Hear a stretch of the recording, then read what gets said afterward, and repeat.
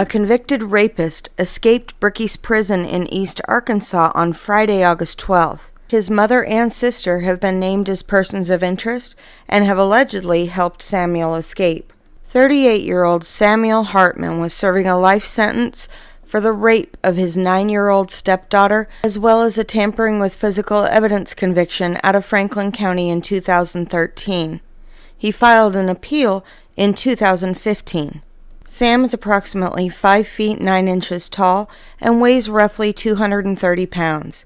He has several tattoos, including a rose, a heart, a sword, and the words "Forever and Always" and "Sam N. Christine." We learned that he escaped from his field maintenance crew assignment and is considered to be armed and dangerous. Sam was last seen running away from his field utility squad near Highway 79. He jumped a fence and he got into a waiting tan Chevy Tahoe. Jefferson County Sheriff's Office said that the vehicle was heading towards Hughes, Arkansas. The Arkansas Department of Corrections said that his last known address was 281 Persimmon Point Road in Magazine, Arkansas, which is located in Logan County. Samuel Paul Hartman remains at large at this time. He is still believed to be armed and dangerous. We are asking the public that if you come into contact with Samuel Paul Hartman, please do not approach him, but safely get to safety and call 911 immediately. He was believed to be in the Tunica County area after abandoning a vehicle just west of Tunica County on the Arkansas side of the river that is just west of where we are right now from the casino area. It was told to Tunica County officials by Arkansas State Police that a farmer reported to have seen abandoned jet skis on a boat ramp just 2.5 miles south along the river at Moon Landing Park. That is, if you were traveling directly across from where we are in Tunica County to where the vehicle was abandoned in Arkansas, the jet skis would have traveled about 2.5 miles south of here to where we located the jet skis. When the jet skis were located, the Mississippi Bureau of Investigations did make scene and took possession of the jet skis. It has been confirmed that a cell phone and a set of keys were recovered on the jet skis. They were collected and taken into evidence and turned over to the Mississippi Bureau of Investigation, where they are further investigating the owners or possible origination of the cell phone and keys found in those jet skis. When the call came in, we urged area schools to go into lockdown as a safety precaution. Later, as the investigation continued, we were able to allow the schools to safely go into regular schedule.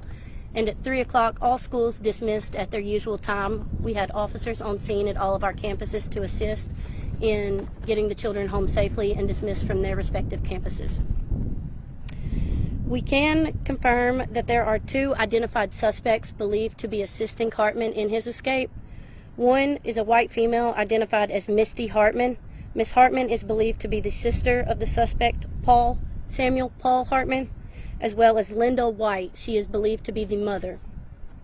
At this time, we are still investigating the extent and the number of individuals that assisted in the escape. It was last reported to us that it is the 1 suspect at large and possibly 3 additional that helped him escape. 2 of those we can confirm suspects are the mother and Miss Misty Hartman. This investigation is ongoing, and as we get information into our office, we are working to confirm the validity of the information, and once we can confirm the validity of that information, that is as we are releasing it to you all, once it is confirmed information and factual. Have you received any reports of sightings of Hartman? There have been calls that have come in of possible sightings, none that have been confirmed yet. That is part of what we are also working on, to confirm any tips or leads that come into our office or any of the additional agencies assisting. Is it still believed that he is in the Tunica County area? Right now, our agency is still believing that he could be in Tunica County and still actively searching our entire county as well. Do you know what time, looking at the time frame, what time he may have arrived here in Tunica? I do not know the exact time that he would have arrived in Tunica. When the call came in at just before 8:20 this morning, the call came in to notify that it is possible that he could have crossed from where he escaped and the abandoned vehicle was found into Tunica County. And have you guys offered any All local businesses and casinos in the area are on high alert. They will remain on high alert as long as we believe that the suspect and additional accessories are at large. Now, you named his sister and his mother who could be accomplices in this situation. Now, do you have any idea of where they reside? Where's their hometown? That information has not been provided directly to us in the field yet. It is just believed that they are two that have been confirmed suspects to be assisting him. And do you have any idea who this third person may be? We are unsure at this time. And when it comes to the cell phone and keys, I know you said they were sent off to the Mississippi Bureau of Investigation, but do you know at this point is there indication to believe that those belong to Mr. Hartman and his sister or his mother? That is what the Mississippi Bureau of Investigation is processing the evidence to try and figure out at this time. You said he was spotted possibly, or the jet skis were spotted 2 miles from this area. Do you have an exact name of that community or that location? Yes, ma'am. So I want to expand on that. It is 2.5 miles from here via the river.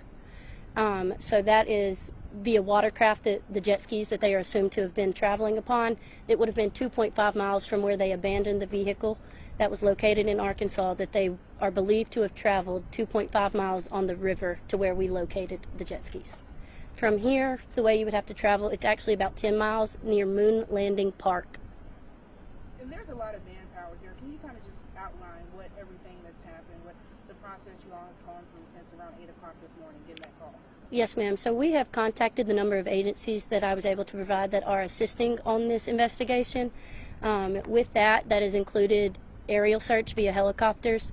There have been drones deployed, canines deployed on the ground, as well as manpower that is combing through the different areas that have been identified as possible locations. So we have a lot of different angles working to try and find any lead that we may have. Do you know how many tips you may have received so far? I do not.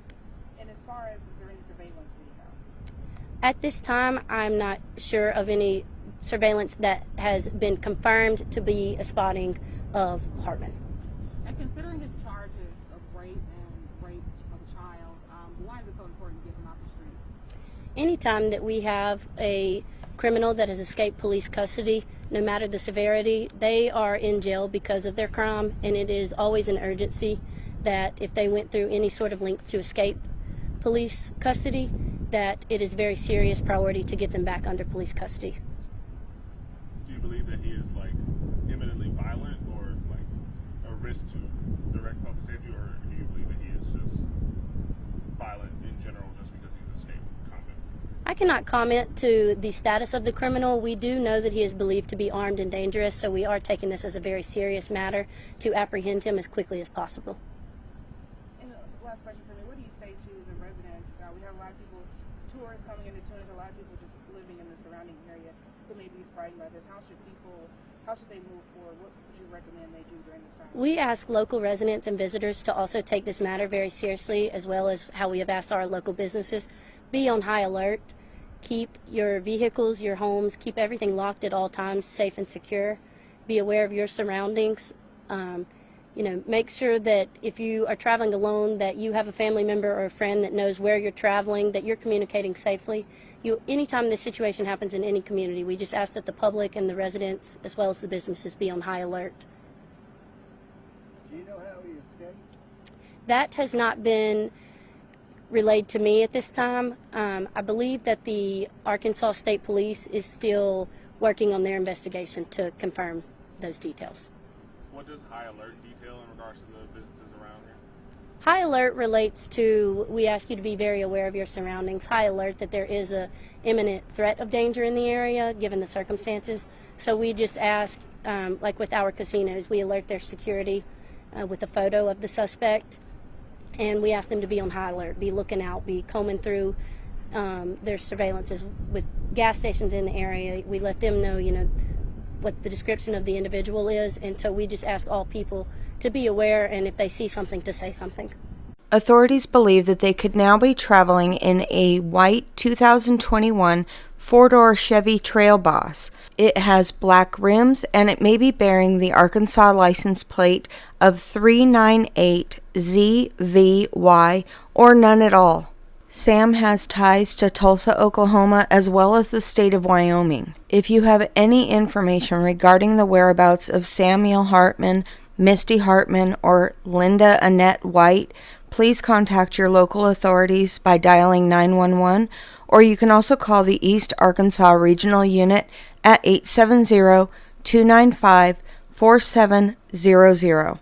Do not put yourself in danger and approach the suspects if you happen to see them. They are considered to be armed and dangerous. Please call 911 immediately. While you're here, we could really use your help to spread more awareness for missing children and missing vulnerable adults.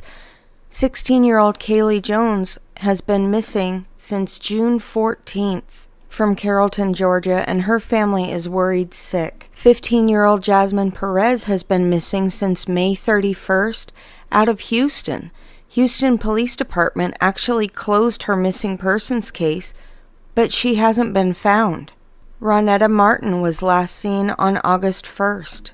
I'll put some links in the description box below on ways that you can help. Please share their flyers on your social media and let's help spread the word. Thank you so much for taking the time to click on this video.